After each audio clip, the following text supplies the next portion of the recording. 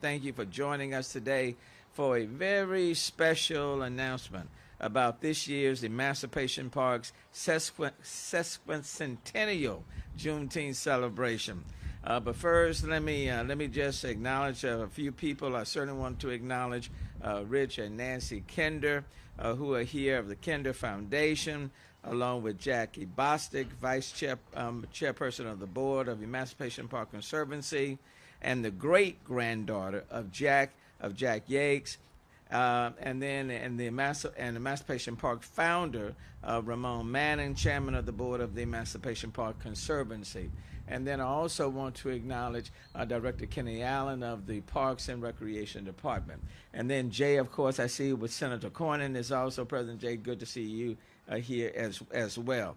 Then Susan Christian, who's over special events, is also present. So all of these persons and others will be here. And then I see a number of my city directors who are also present.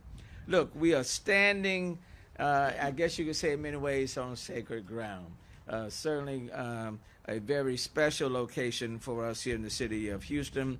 Emancipation Park was founded 150 years ago by former slaves who became freemen and desired a place to call their own to commemorate the anniversary of their emancipation Juneteenth within this community.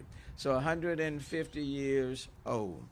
There wouldn't be an Emancipation Park without the leadership, vision, and courage of the Reverend Jack Yates, Richard Allen, Richard Brock, and Reverend Elias Dibble, who collectively raised $1,000 in 1872 to purchase 10 acres of parkland to host for this park, for the people in this park, and quite frankly, leading up today for the Juneteenth celebrations. Since 1872, the park has been a gathering place for families and members of the community. The park has offered numerous programs and resources to further enhance the quality of life for African Americans, and quite frankly, we live in a very diverse community, and so there are a number of people who come to this city across the board. It is the oldest park in Houston and the state of Texas, and reflects the beauty, the strength, and the resilience of his founders. The city of Houston acquired the park in 1916 to preserve the history and legacy of the green space for future generations to enjoy. And to kind of put it, can give us some historical context, the Houston Zoo started in 1922, 100 years ago. This park was acquired by the city of Houston in 1916. Today, it is one of the city's crown jewels, and I want to thank the Houston Parks and Recreation Department for working with the Emancipation Park Conservancy to maintain the park grounds and facilities, and want to thank all of those who have invested in this particular park. In a few minutes, you will hear the exciting details of this year's two-day celebration to commemorate Juneteenth. And if I can add, every time I say Juneteenth, I instantly think about former State Representative Al Edwards, who is no longer with us, who is affectionately known as the father of Juneteenth. It would be a joyous, if the upcoming celebration would be a joyous event on the second anniversary of Juneteenth being recognized as a national holiday. And I would be remiss not to acknowledge Congresswoman Sheila Jackson Lee, who helped to make that happen. And on this very special occasion, we will reflect as a community on how far we have come on this freedom journey, and understanding the plights, the challenges, the hurdles, and the opportunities that have shaped the African American community in this city. The magnitude around this year's occasion goes beyond measure. It is the oldest known holiday that commemorates the end of slavery in the state of Texas. And this park is committed to serving the people of Houston and the historic legacy of those who journeyed from Galveston back on Juneteenth, 1865, when General Granger gave the news on the veranda. There were several classes of, I guess you say, African Americans back then, the slaves. There were some who heard the news and said that you have been freed by Abraham Lincoln, and they instantly took off and journeyed north. There were some who heard the news, couldn't quite believe it, and they kind of stood still.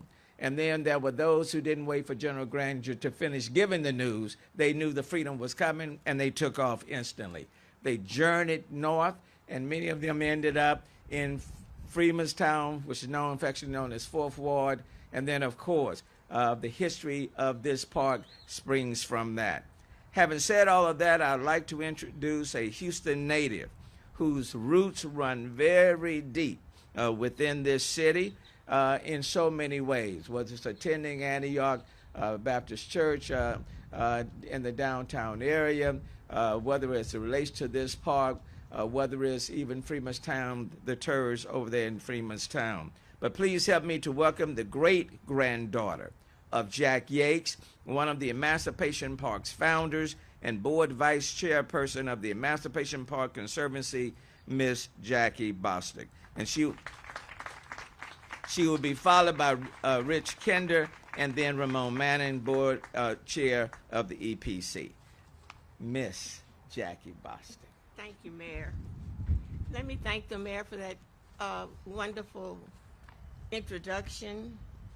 Let me thank the Kinders for working with us here at the park in this community, for it is all of our park. Let me thank our chairman, Ramon, and let me thank each of you that's here, no matter what your interests may be in the park. For this is truly a wonderful occasion that we are going to celebrate. And it is all about freedom. For 150 years, this park has been here to help us all to remember what Juneteenth 1872 is all about. It's about freedom, freedom for us all. I know we look every day at television and we all talk about how we love freedom as we see how our people are fighting in other countries and other places for freedom. Well, Juneteenth is about freedom. It's about the day and the time that we all learned that those of us who were people that lived in these United States of America, whether it was in Texas, New York, Chicago, or wherever it might have been, that finally we were all free. And so this year, we are going to celebrate in many different ways, and Ramon will tell you about those. Freedom, freedom for us all. And the people who helped to bring this day in terms of this park available were certainly people who knew and understood what it was not to be free. And so in order for them to have a place to go and celebrate, to learn, to have things in the community and events where they could bring about helping each other to learn about education, about economic empowerment, about all of the things that they could work together for they truly worked together as a community. This would never have been here had they not worked together as a community.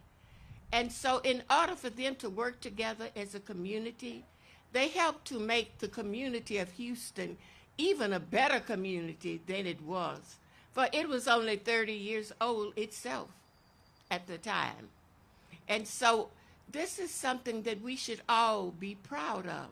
And we are thankful for the city of Houston and TERS number 7 for helping to make sure that this, our park, the first park in the city of Houston, the first park in the state of Texas, is something that we can all be proud of.